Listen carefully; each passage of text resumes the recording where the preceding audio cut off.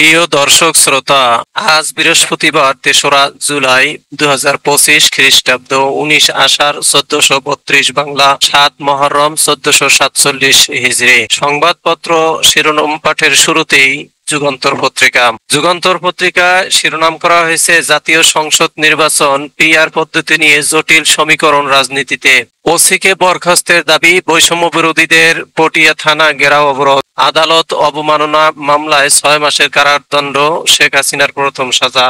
আন্তর্জাতিক অপরাধ ট্রাইব্যুনাল ১। শহীদদের স্মরণে বিএনপির আলোচনা সভা, ফ্যাসিবাদের বিরুদ্ধে ঐক্যের বার্তা।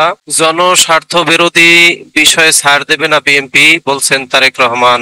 ঋতুপর্ণার জোড়া গোলে এশিয়ান কাপে বাংলাদেশ ২, মিয়ানমার ১। সারা দেশে সড়ক ও রেলপথ অবরোধ, জুলাই অভ্যুত্থান। ঐক্যমত কমিশনের বৈঠক শেষে ডক্টর আলী রিয়াজ বলছেন, তত্ত্বাবধায়ক সরকারে একমত সব দল। এই ছিল যুগান্তর পত্রিকার শিরোনাম। এবারে জনকণ্ঠ শিরোনাম করা হয়েছে, আলোচনার কেন্দ্রে এখন সংখ্যানুপাতিক নির্বাচন, পক্ষে জামাত চরমোনাই, বিপক্ষে বিএনপি সহ সমমনা। পিআর না হলে প্রতিহতের ঘোষণা এনসিপির। বিভ্রান্তিকর তথ্য, ভুয়ো খবরই আমাদের প্রধান সমস্যা, ইউনেস্কো প্রতিনিধিকে প্রধান উপদেষ্টা বলছেন। রক্তঝরা জুলাই, শাহবাগ মোড় অবরোধ করেন শিক্ষার্থী ও চাকরি প্রত্যাশীরা। নারীদের ঝুলিয়ে উল্লাস করত বাহিনীর সদস্যরা, গুম কমিশনের প্রতিবেদনে চাঞ্চল্যকর তথ্য। ইতিহাস গড়ে এশিয়া কাপে বাংলাদেশ, মিয়ানমারের বিপক্ষে ২-১ গোলে দারুণ জয় বাঘিনীদের, প্রধান উপদেষ্টার অভিনন্দন। ত্রয়োদশ নির্বাচনী ব্যয় নিয়ে চুক্তি, বাংলাদেশকে $৪৮ লাখ দিচ্ছে জাপান। ২ ইস্যুতে রাজনৈতিক দলগুলো একমত। জুলাই গণঅভ্যুত্থান দিবস ৫ আগস্ট, থাকছে সাধারণ ছুটি। আদালত অবমাননা মামলায় শেখ হাসিনার ৬ মাসের কারাদণ্ড। আশুলিয়ায় ৬ লাশ পোড়ানো মামলায় ১৬ জনের বিরুদ্ধে অভিযোগ আমলে নিলেন ট্রাইব্যুনাল। ছাত্রদের গায়ে হাত দেওয়ার পরিণতি ভালো হবে না, নাহিদ ইসলাম বলছেন।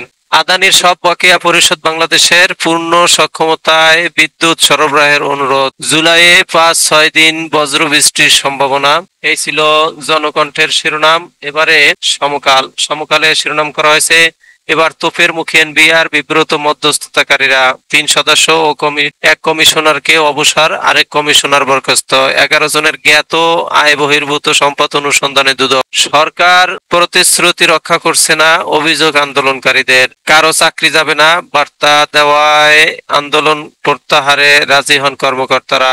এখন সব উল্টে যাওয়ায় আমরাও বিব্রত।